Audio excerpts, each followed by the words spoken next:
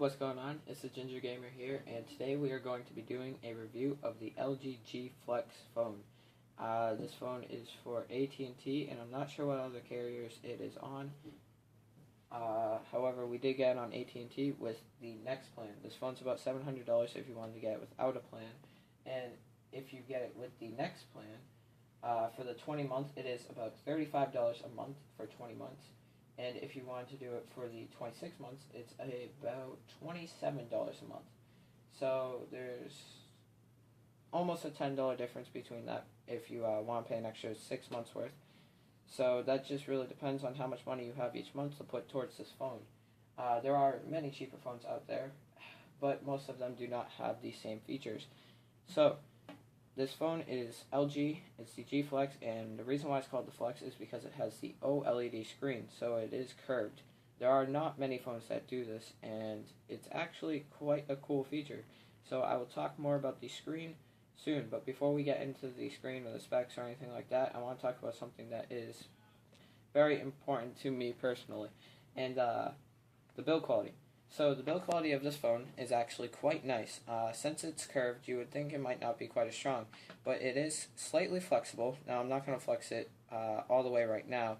However, in similar videos, not reviews, but drop tests and things like that I have watched, I have seen it hold up quite well. And the back is so-called self-healing. So if you scratch it, it should be able to heal itself, and that's actually really nice.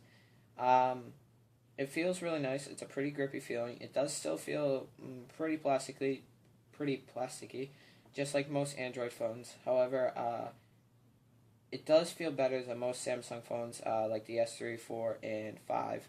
But it doesn't feel quite as nice as something like the HTC One or the S4 Active. And this does not have any waterproof or dust filter or anything like that. So nonetheless, it still feels nice, and I do feel like it would survive at least 1 or 2 drops.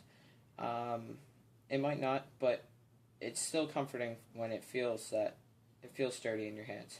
It is a 6-inch screen, so when you're holding it, for someone with small hands, I can see it being a little too big. Like, my mom held it, and she didn't like it. I have medium-sized hands, and it feels fine for me, and my dad was quite large hands, actually, really likes the phone.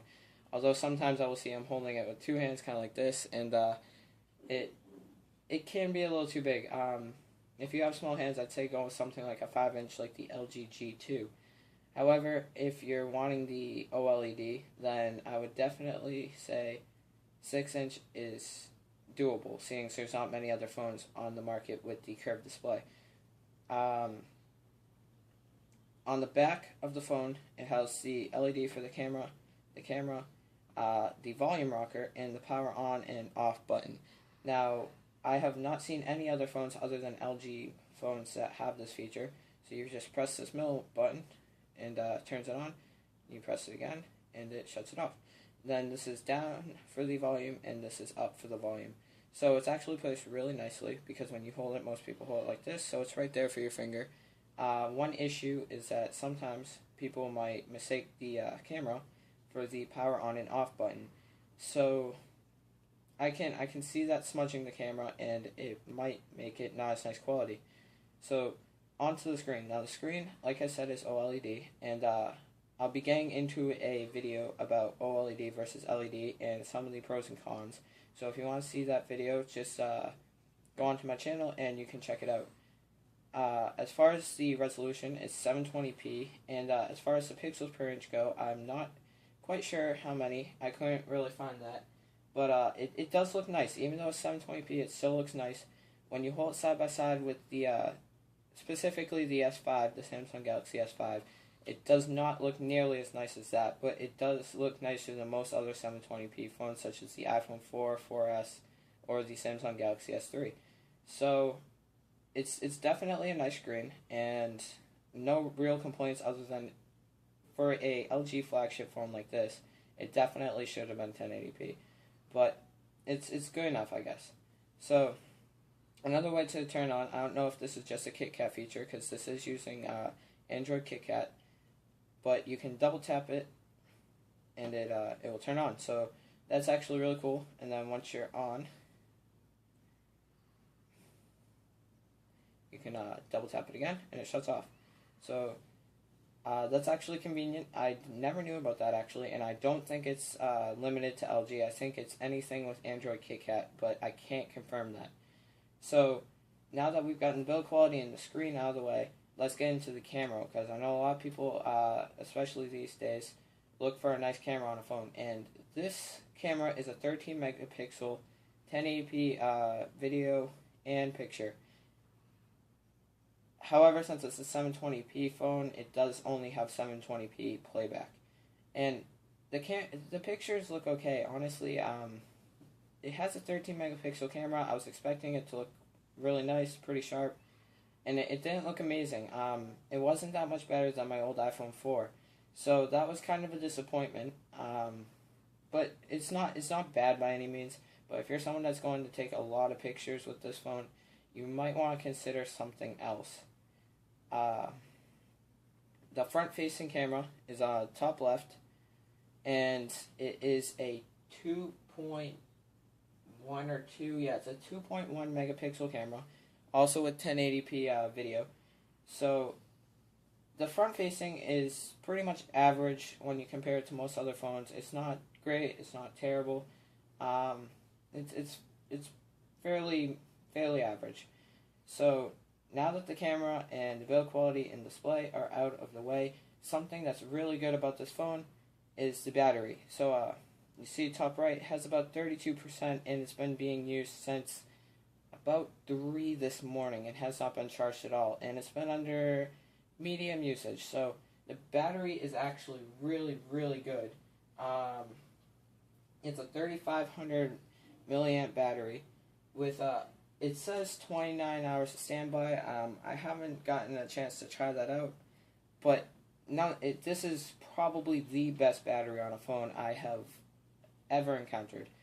So that is really good. I know a lot of people complain about the short lifetime for batteries.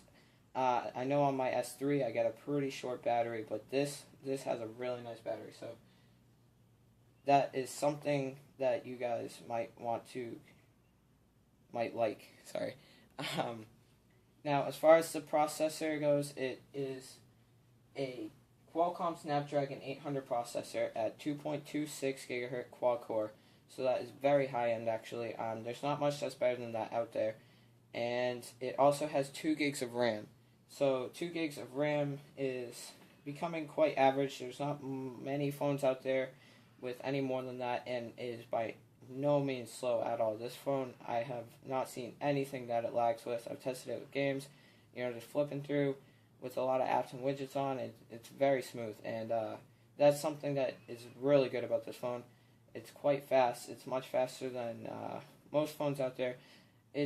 Although the Samsung Galaxy S5 does have a slightly faster processor, they both feel about the same, and as far as performance, you really can't tell much of a difference between the two phones. So as far as specs goes, this is very good. The biggest complaint that I have towards this phone is the 720p, and some people might find the camera to be quite bad. It's not bad. I'm sorry. It's a decent camera, but if you want to take a lot of pictures, then you probably want something else. 720p. It seems like by now we should have 1080p, especially on a $700 phone. I guess it's doable. You can't tell a huge difference, but it seems like by now, especially on a phone this expensive, you should have 1080, but it's not a huge deal, I guess. So the speaker is the back bottom left, and it sounds pretty good. It's not super loud, but it's not too quiet either. So there's not much more to say about the phone. It's quite nice actually. It's up to 32 gigs, and build quality is nice, and it's fast. Decent camera. I definitely recommend it if you have the money to put towards it. The other phone that I might recommend over this, though, is the LG G2. If you don't want the OLED screen and you want something slightly smaller with the same exact specs as this, that would definitely be a better choice, especially since that one's only about $18 a month. So if you can't quite afford something like this, but you want the specs of it, then I would definitely recommend something along the G2 or the Galaxy S4. So anyway, stay tuned for more videos. I'm going to be doing a OLED versus LED screen, differences, pros and cons. So if you enjoyed this video, please be sure to leave a like. If you have any questions about the phone, feel free to leave it in the comments below, and I will be sure to answer your questions as soon as possible. And if you liked my video enough, please subscribe so you can watch more videos that will be a lot like this. So thank you guys so much for watching, and I will see you guys in the next video.